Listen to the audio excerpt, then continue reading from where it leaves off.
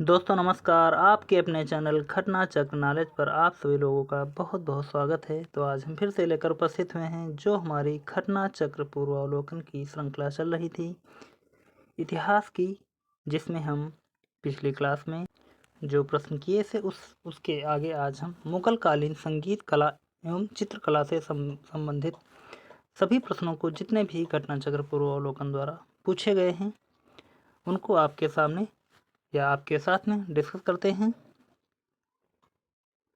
तो जिसने भी अभी तक पिछली क्लासों में मुगल काल से संबंधित सभी प्रश्नों को नहीं देखा है तो आप चैप्टर वाइज हमने 20-20 या आधा घंटे की लगभग क्लासें बनी हुई हैं, आप जाकर देख सकते हैं। तो चलते हैं सीधे प्रश्नों की तरफ। और प्रश्नों को सॉल्व करने से पहले आप सभी लोग एक बार वीडियो को लाइक कर देना और चैनल को अभी तक सब्सक्राइब नहीं किया है तो चैनल को सब्सक्राइब कर लेना और ज़्यादा से ज़्यादा लोगों तक शेयर भी कर देना।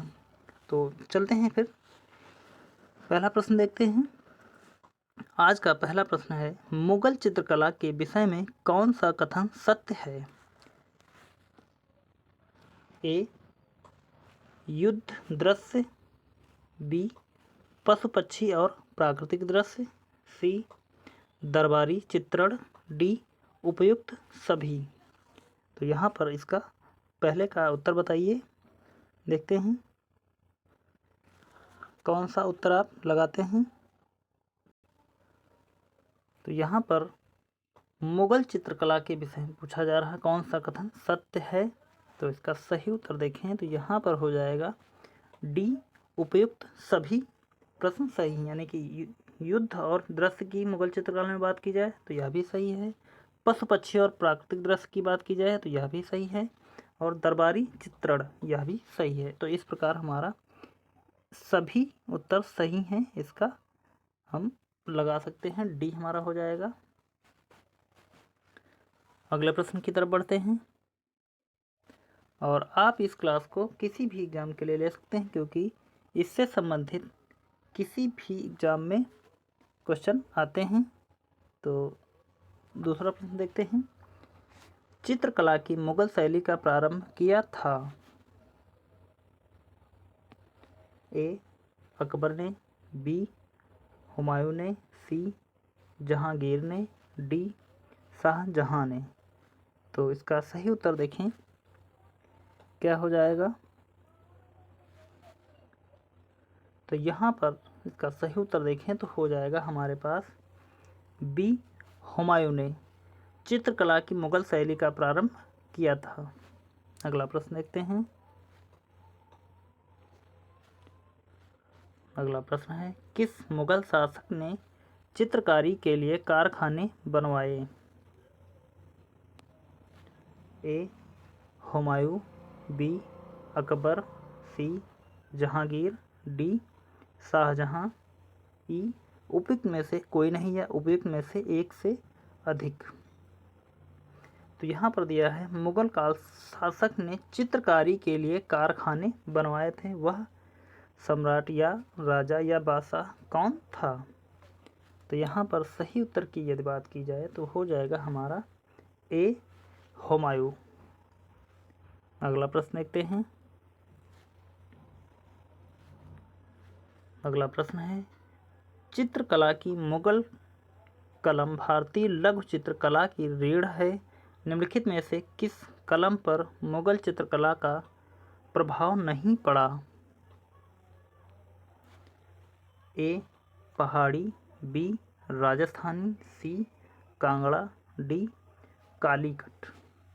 तो यहाँ सही उत्तर की बात करेंगे और यदि चौथे प्रश्न में तो हमारा इसका सही उत्तर हो जाएगा डी काली घाट। अगले प्रश्न की तरफ बढ़ते हैं।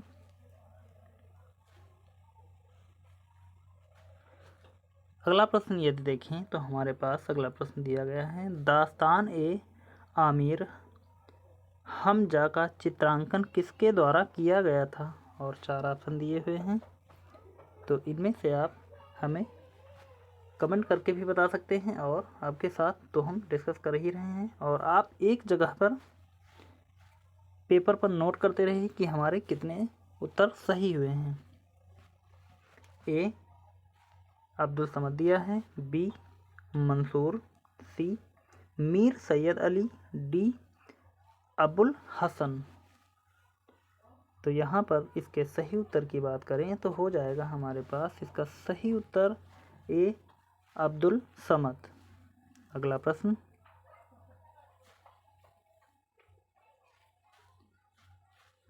है दसवंत और वसावन प्रसिद्ध चित्रकार मुगल सम्राट के राज दरबारी थे।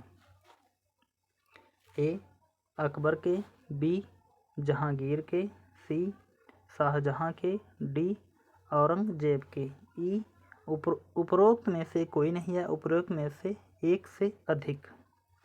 तो यहाँ पर इसका सही उत्तर क्या हो जाएगा? बात करते हैं दसवंत और वसावन प्रसिद्ध चित्रकारी किस मुगल सम्राट के राज दरबारी थे, तो हो जाएगा हमारे पास इसका सही उत्तर ए अकबर के। अगला प्रश्न,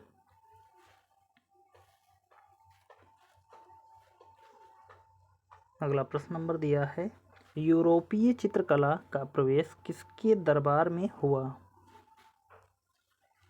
ए हुमायूं, बी अकबर, सी जहांगीर, डी शाहजहां। ई उपरोक्त में से कोई नहीं है, उपरोक्त में से एक से अधिक। तो यहाँ पर यह देखें यूरोपीय चित्रकारी का प्रवेश किसके दरबार में हुआ था, तो इसका सही उत्तर हो जाएगा हमारे पास बी अकबर। अगला प्रश्न देखते हैं। अगला प्रश्न है निम्नलिखित में से कौन जहांगीरी चित्रकार थे? नीचे दिए गए कोड से सही उत्तर चुनिए। तो एक नंबर पर दिया है अब्दुल समद, नंबर 2 अबुल हसन, नंबर 3 अका रिजा, नंबर 4 मीर सैयद अली। तो इसमें से यदि देखें जहांगीर के चित्रकार यदि देखें तो हमारे पास हो जाएगा नंबर 2 और नंबर 3 यानी कि अबुल हसन और अका रिजा थे। तो इस प्रकार हमारा उत्तर देखें, और मीर सैयद अली नहीं थे, अब्दुल समद नहीं थे। तो 2 और 3 हमारा बी उत्तर सही हो जाएगा। अगला प्रश्न देखते हैं।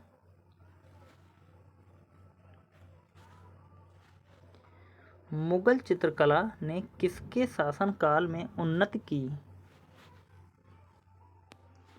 ए औरंगजेब, बी अकबर, सी जहांगीर, डी शाहजहां। तो इसका सही उत्तर की बात करें तो यहाँ पर हमारा मुगल चित्रकला ने किसके शासनकाल में सर्वाधिक उन्नत की, तो यहाँ पर इसका सही उत्तर देखें तो हो जाएगा हमारे पास सी जहांगीर। अगला प्रश्न देखते हैं। अगला प्रश्न दिया है जहांगीर ने मुख्यतया निम्नलिखित में से किस कला को संरक्षण दिया था? ए चित्रकला, बी स्थापत्य कला, सी मूर्ति कला, डी संगीत कला। जहांगीर ने मुख्यतः किस कला को संरक्षण दिया था, तो इसका सही उत्तर हो जाएगा हमारे पास ए चित्रकला। अगला प्रश्न देखते हैं।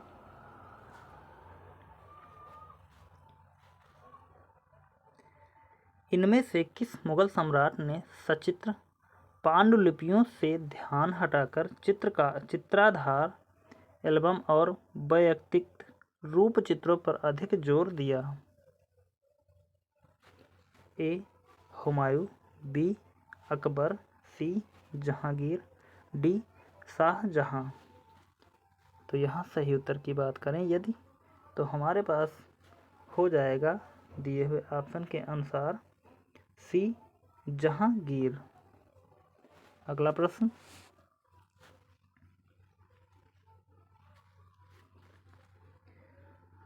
प्रश्न नंबर 12 दिया है पहाड़ी school, Rajput school, Mughal school, और कांगड़ा स्कूल निम्नलिखित में से किस कला की विभिन्न शैलियों को प्रदर्शित करते हैं? ए शिल्पकला, बी चित्रकला, सी नृत्य, डी संगीत। तो यहाँ ये देखें, पहाड़ी school, Rajput school, Mughal school और कांगड़ा स्कूल किस शैली से प्रदर्शित या दर्शित किए हुए हैं? तो यहाँ पर इसका सही उत्तर हो जाएगा हमारे पास बी चित्रकला से संबंधित हैं। अगला प्रश्न देखते हैं। अगला प्रश्न यह है, किशनगढ़ शैली किस कला के लिए प्रसिद्ध है? ए मंदिर कला, बी चित्रकला, सी युद्ध शैली, डी मूर्तिकला। ई इनमें से कोई नहीं। तो यहाँ सही उत्तर की यदि बात करें, किशनगढ़ शैली का किस कला से प्रसिद्ध है? तो हो जाएगा हमारा इसका उत्तर बी चित्रकला से संबंधित है। अगला प्रश्न,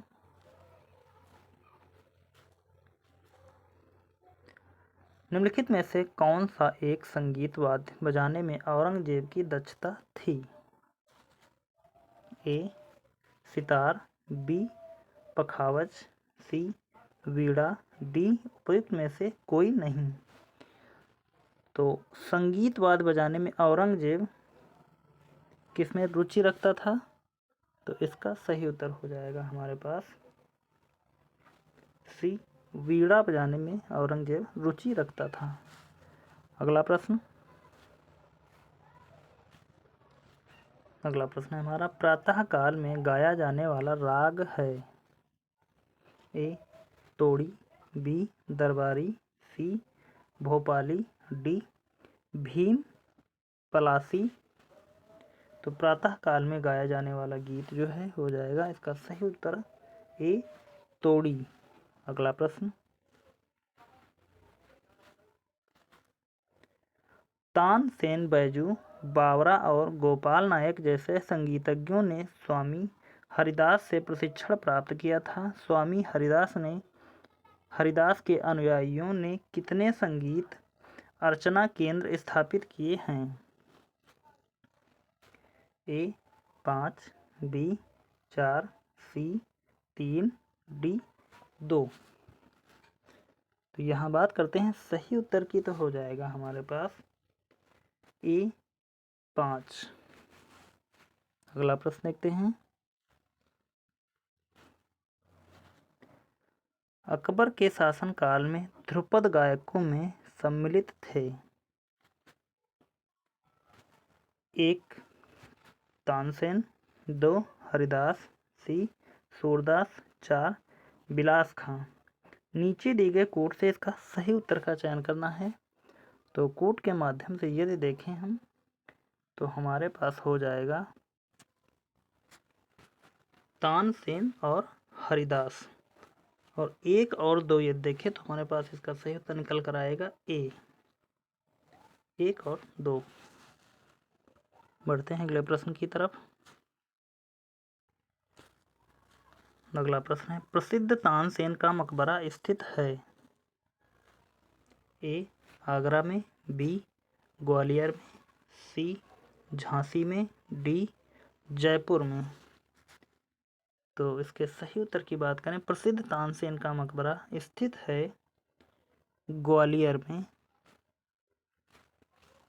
और कितने इम्पोर्टेंट प्रश्न हैं आप यहाँ देख सकते हैं कि प्रत्येक क्वेश्चन कितनी बार रिपीट हुआ है, क्योंकि मुगल कालीन चित्रकला और संगीत बहुत ही एक बार एग्जाम में पूछे जाते हैं। तानसेन का मूल नाम था? ए मकरचंद पांडे, बी रामतनु पांडे, सी लाल कलावंत, डी बाज बहादुर। तो इसका सही उत्तर की बात करें तो यहाँ पर हो जाएगा हमारे पास बी रामतनु पांडे तानसेन का मूल नाम था। अगला प्रश्न देखते हैं। निम्नलिखित राजाओं में से किसने अकबर के पूर्व तानसेन को संरक्षण दिया था? ए भाटा का राजा रामचंद्र सिंह, बी मालवा का राज बहादुर, सी मेवाड़ का उदय सिंह, डी गुजरात का मुजफ्फर शाह। तो सही उत्तर की बात करते हैं तो हो जाएगा हमारे पास ए भाटा का राजा रामचंद्र सिंह, यानी कि अकबर के पूर्व तानसेन को संरक्षण दिया था भाटा का राजा रामचंद्र सिंह ने। अगले प्रश्न की तरफ बढ़ते हैं। अगला प्रश्न है, निम्नलिखित में से किस मुगल शासक ने लाला कलावंत से हिंदू संगीत की शिक्षा ली? ए हुमायूं, बी जहांगीर, सी अकबर, डी शाहजहां। तो इसका सही उत्तर की बात करते हैं, मुगल शासक ने लाला कलावंत से हिंदू संगीत की शिक्षा ली, तो वह हो जाएगा ए अकबर, नहीं सी अकबर।